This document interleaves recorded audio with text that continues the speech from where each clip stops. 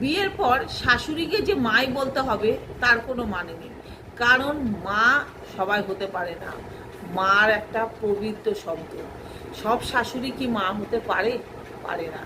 কিন্তু তাকে এসেই যে মা বলে ডাকতে হবে তারও কোনো কারণ নেই। সম্মান দিয়ে কথা বললেই হয়, মা বলতেই হবে, তার তো কোনো কারণ নেই। আর সে তাকে মা বলে ডাকার পর সে যখন মা হতে পারে না, সেটা আরও যন্ত্রণার। সে যখন মায়ের মতো বোঝে না, তাকে ভালোবাসতে পারে না, তাকে কুটু কথা বলে, তখন কিন্তু ওটা আরও যন্ত্রণা। যে আমি তাকে মায়ের আসনে বসালাম, মা শব্দ বলে তাকে ডাকতে শুরু করলাম, কিন্তু তার মধ্যে তো মায়ের মমতা বলতে মটুকুও নেই।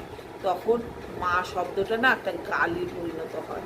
সেই জন্য বিয়ের পর এসেই যে একজন মা শাশুড়িকে মা বলেই ডাকতে হবে তার কোনো মানে নেই। তোমার যেটা মনে চায় সে বলে তাকে সম্মান দিয়ে ডাকলেই চলবে।